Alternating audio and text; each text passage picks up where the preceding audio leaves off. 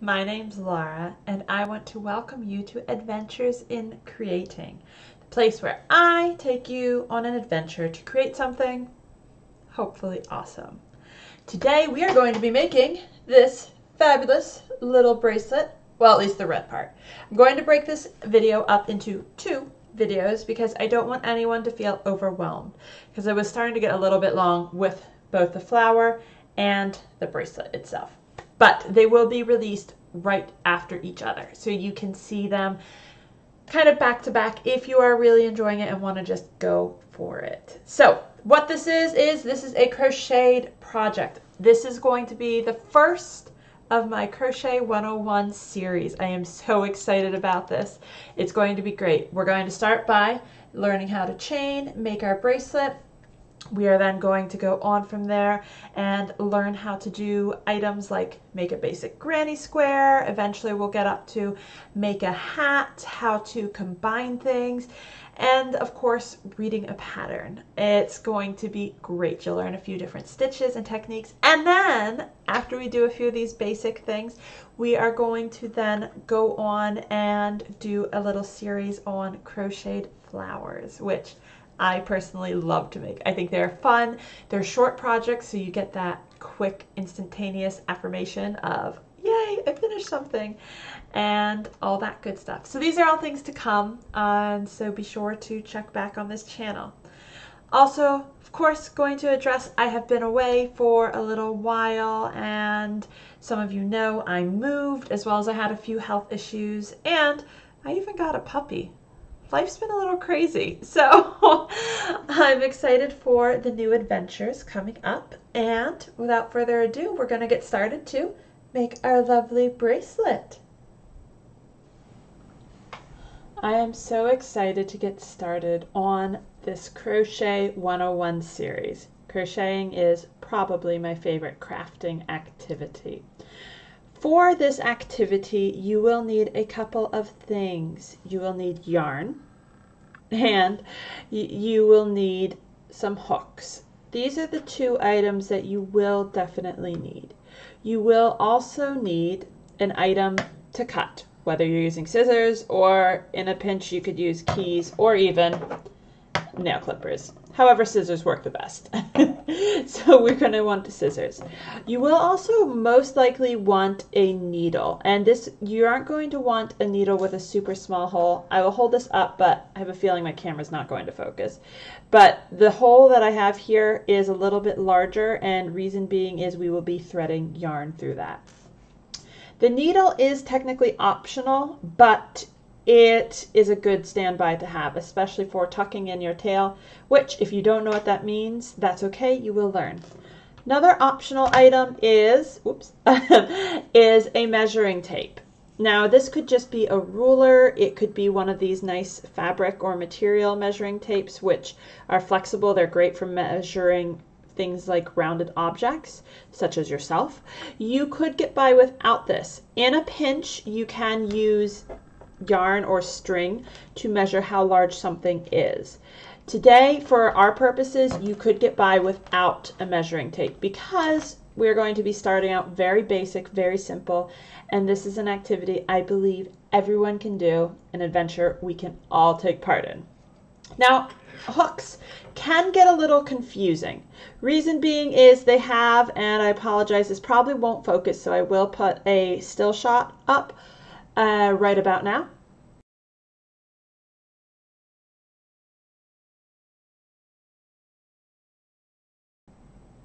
That is just so you can see the different numbers and letters on these hooks. They have those to tell you the different sizes. So we can see here, just in the hooks that I have laying out right here, they are all different sizes, and they can get huge, they can be really teeny tiny. For our purposes, probably something in the mid-range. So if you're looking at the letters, probably about a G or an H hook, or you could also, if you're doing just by the numbers, somewhere in the 4 to 5 millimeter range. Those are the important things you need to the hook. Whether your hook lays a little more flat is fine, or whether it is a little more rounded, also fine. Those are preferences people have when they are crocheting. I have known people who firmly only stick with one style of hook, and that is fine. For just learning, take whichever hook you want. If you don't know where to get them, I will put some links down below for you to be able to find where you can get them online. Otherwise, you can pick them up places like your local Walmart or other stores that are kind of all-purpose or craft stores. So we are going to get started. Really quick before we go on, I was going to show you ways to figure out a type of yarn, because again, just like the differences in hooks, there are lots of yarns. Real standard common one, Red Heart Super Saver. This is the type of yarn you pick up at Walmart. It's nice because it has all sorts of colors. However, it is an acrylic yarn and it can be a little scratchy. It just depends. So this wouldn't be appropriate for something if you wanted to learn to crochet to make something like baby clothes. Not the best choice. However, if you just want some yarn to practice, this is great because this is also pretty inexpensive. We will eventually get into how you can repurpose things like old sweaters from your local thrift store to get yarn super cheap, but we'll get to that eventually.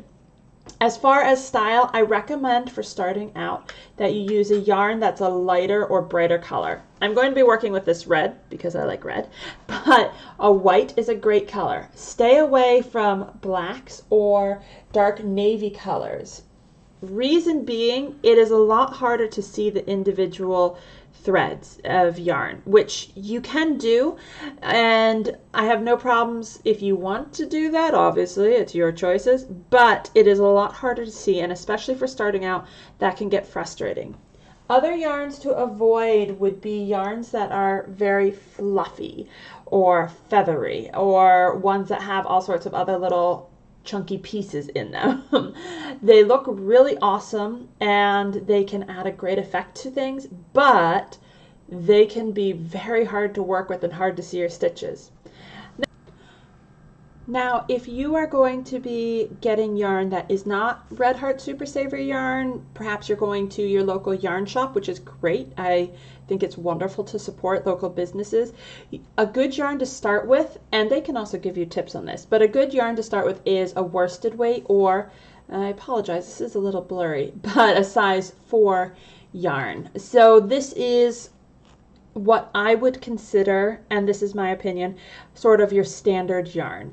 It's not a super thick yarn. It's not a super thin yarn. So this is kind of that in between. It's great. You can see the stitches without killing your eyes, and you aren't going so slow or super fast that 2 stitches and you're done. Bulky yarns can seem that way. So we are going to be using this. So without further ado, we're going to get started in all things you need to know to start your crochet adventure. As I said, I was going to be using this red yarn. Now you have this whole big ball of yarn. What are we doing with this? Well, for starters, we need to get this onto the hook. We need to make what's called a slip knot. How we can do this, I will show you how I learned, and of course there are other tutorials out there, but I hope that this is clear enough for you. So you have here, this loose end is called, I call it the tail end because it's sort of like a tail, it just kind of hangs there. Then we have the yarn end, and that is the yarn that is connected to the ball of yarn. So that's connected to the main part. What we're going to do is starting with the tail end, we are going to make a circle, or at least the start is of a circle. You're going to take that loose tail and you're going to tuck that over. So we have this loop-de-loop. That's step 1. Now that we have it like that, we're going to take our tail end and tuck that underneath, and we get this lovely pretzel shape. I like pretzels. But here we have our pretzel shape, and if you look at the yarn, you are able to follow where it goes. So starting at the yarn end, we go around. This is above, under, and then here is our tail end. Now you could use your finger. I like to just use my hook. What we're going to do is holding the tail end and the yarn end, I go under and get this string here. So that's the part that is closest to the tail end. And I am going to pull that up. And you can see I have this really big loop. Now, I'm not going to want a loop this big to start my crochet project. So I will be pulling this up, pulling on the tail end to make my loop smaller. And here is my nice loop. We have just made a slip knot. I'm going to show you again, especially if you are completely new to this, don't feel overwhelmed. Trust me, whenever someone starts out crafting a new type of project, a new type of skill, any moves you make with it are progress, and that's great. The first project I ever made crocheting, it was a hat. It was hideous. It was misshapen, and I don't think I ever wore it because I'd have been embarrassed to wear it. It was awful. So I'm hopefully going to help you not have the same problems I did. Starting again with our slip stitch, we take our tail end, we make a circle. We're going to take that over the yarn end, and you can see now we're taking that tail end and we're tucking that underneath our circle. And we have this lovely pretzel shape going from the yarn end, goes here, under, then over, under is the tail. Now I'm going to hold both the tail end and the yarn end and take my hook and go under here where we start out with the tail end closest, and we're going to pull up, and we've made our first slip stitch. I'm going to then pull on the tail, and I'm holding the actual slip knot itself, and I pull that up. Here we have started our crocheting. Next thing, and this is something that any crocheter will tell you, that tension is a major part of your work. So what we're going to do then is we're going to wrap our yarn in our left hand. And before I go on, I'm sure I'm going to get some people who are left-handed who say, oh, well, show me the left-hand version. That doesn't really matter. There are people out there who can show you left and right hand versions of this. However, crochet, you use both hands. So in my mind, I don't see the point of switching hands. You absolutely can if you feel uncomfortable doing this, but I'm going to show you this one way. So to get our yarn to where we want it to get started with our project, we're going to take it over, and this is the yarn end, over our pinky, behind these two middle fingers, and wrap it around your index finger. Now what is happening is you can pull the yarn and you can squeeze that finger down to make it harder to move, or loosen it up so it slides more freely. You can also hold it with your thumb to give you added stability. And you will get comfortable with this hold. So again, take my yarn over the yarn end, over the pinky, behind my two middle fingers, and wrap it around my index finger. Now with my thumb and my middle finger, I'm going to hold my slip knot, because now we're getting ready to get working. And you don't want your project flopping every which way. So we are going to jump in.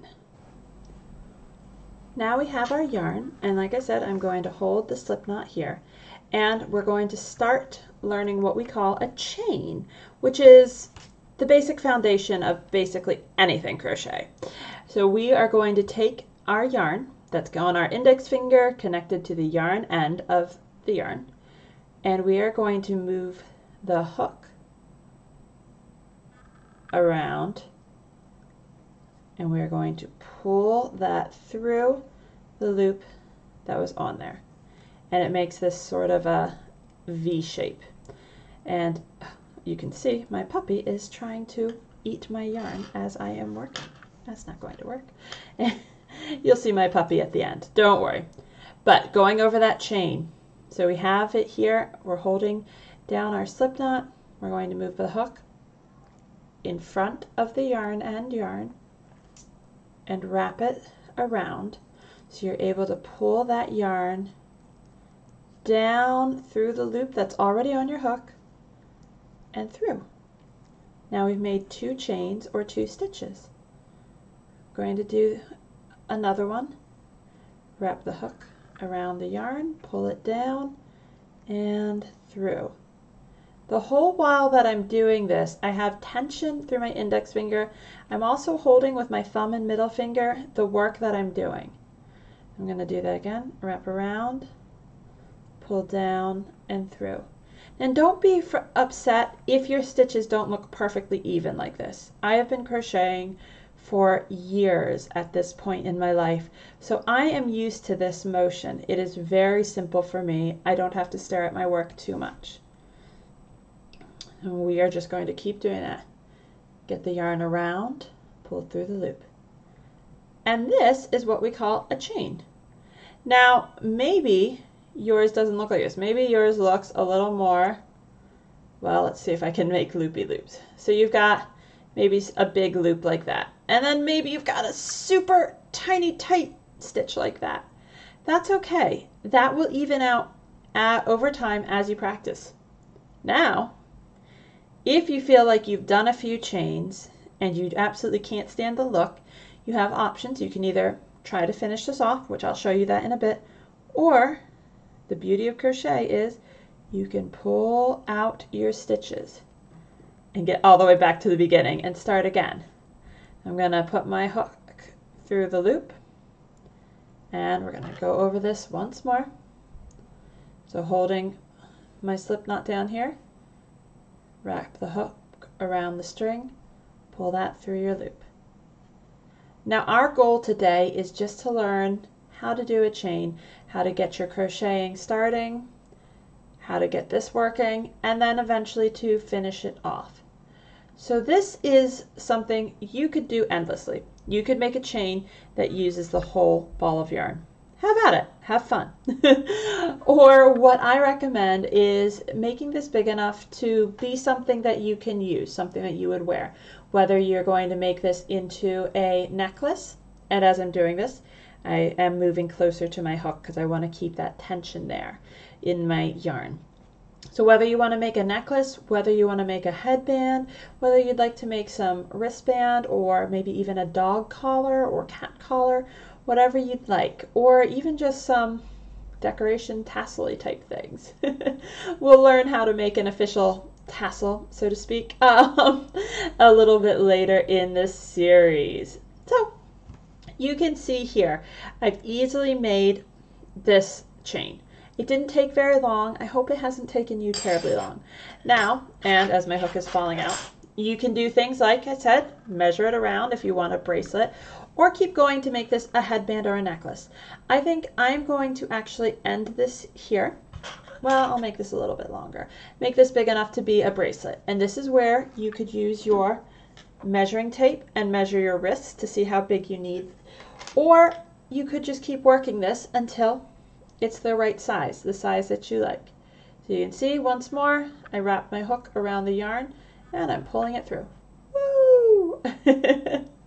I'm going to do a few more stitches and then I will meet you at the end when I am content with how big this is. So I have made this. This is now long enough to be a bracelet on me. And this is just a simple bracelet, a simple chain. Like I said, you could make this into a different item altogether. But that's what I'm starting out with. Now I have my yarn, it's still connected to my ball of yarn. So, and this doesn't look much like a bracelet. What I'm going to do is I'm making sure that I have this nice and flat. I don't want this all twisted. I'm coming back to make a big circle, basically. Here's where it is, right at the beginning with our slip knot right there. So what I'm going to do, I'll try and show you. All right, we have in here, come back into focus. There we go. We have these two, I'm going to move that out of the way because it keeps focusing on the ball. Two sections. I apologize, this is not super clear. I'm trying to get it for you. But we have, use this to just point out, you've got two stitches. You've got one here and one here. Sort of makes a V if you hold it this way, or kind of like a triangle this way. All right. What you're going to do is you're going to take your hook and go in at least one of them. Ideally, you want to go through both of them, but if that's too hard, especially if your stitch is really tight, that's okay. And here we can see, I need to figure out why my camera is not wanting to focus. But there you can see I went through 2 loops. And if I turn my hook around, you can see I just have the 1 right there. All right, and what we need to do is I'm going to finish this off. So I am going to do the same thing I've been doing as with the chain. Wrap my hook around the yarn, and I'm pulling this through all of my loops. So the 2 we just went through, which was our original chain, and the loop that's already on our hook. And pull through. And that is what we call a slip stitch. And this is something that you will be doing a lot of as you crochet. Now to finish this off all together, I'm going to chain once more. So just as we had done before, wrap my hook around the yarn and pull that through my loop.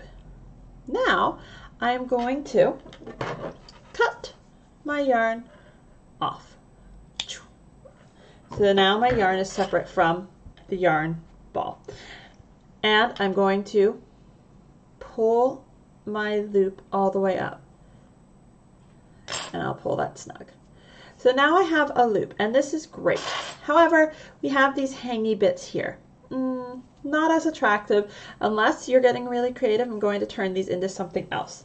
So what you can do is take your needle, and as best as you can, you're going to try to get your yarn to go through the needle hole there, which can sometimes be a pain. A way to do this is to get the end of your yarn or thread wet and twist it so it gets nice and tight. And here we have a section of yarn on our needle. What we are going to do with this is basically we are going to try and tuck it in through our project. This is called tucking in the tails, and it's the bane of many yarn crafter's existence. And we're just going to try and basically run that through our stitches, through our loops. The idea is that we are going to be hiding this, and we don't want to risk our project unraveling. So we're doing this to hide the extra tail so there's not an extra long bit hanging out. And ta-da! They're coming through, and I'm going to pull this through. I will note that sometimes the yarn can be a tad hard to pull through. I was working on a project last night where I was tucking in a tail, and my yarn, it would not come through. It drove me nuts. I had to get my husband to help me pull the string all the way through. And you're just going to pull that all the way through. And you're going to take your scissors and snip off some of that. And now we have that, and I'm actually going to then stretch this back out. So my tail is tucked in. You can't see it. And voila! We're going to do the same exact thing for the other tail that exists in our project. So same thing. I just always like to twist it a little bit. You can get your fingers wet to get the end of the yarn wet, and it will thread a lot easier then. Other thing is always watch for those wispy invisible hairs that appear at the end of string. Oh, they can be really frustrating. And because I tucked my yarn in going that way, I'm going to now tuck this yarn in going the opposite way, just so that my project isn't super bulky on one side. And doing the same thing that I did before.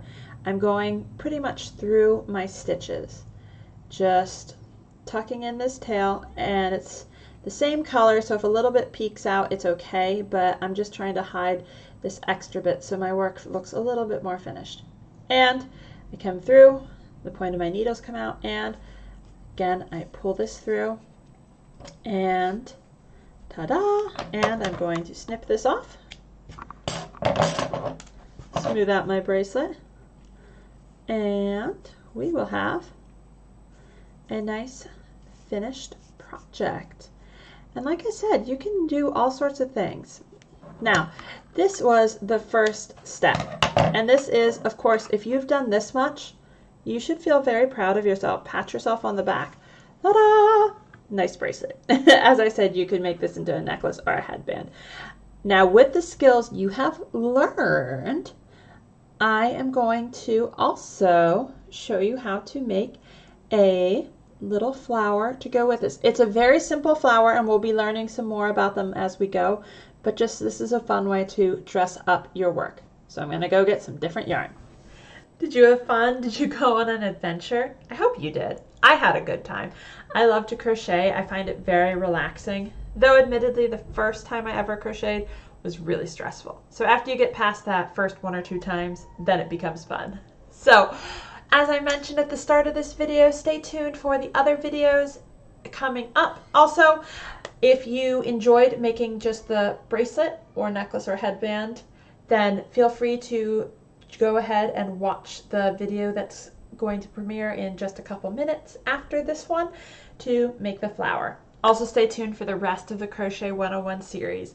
Our focus for the next several weeks, possibly several months, is going to be on crochet, because I will give you the building blocks on how to get started so you can make all sorts of amazing projects. I have made some fantastic things over the years, including but not limited to Doctor Who dolls, flame blankets, flamingos, even a giant snail. So there's lots you can do out there, and once you have the tools to do that, nothing can stop you. You can become amazing, which if you already completed the bracelet today, you already are. Kudos for that. So I am back. My videos are probably going to be more likely every other week, but I will try and aim for that once a week slot, but I have a feeling that that is going to probably be just a tad too ambitious for me at this time.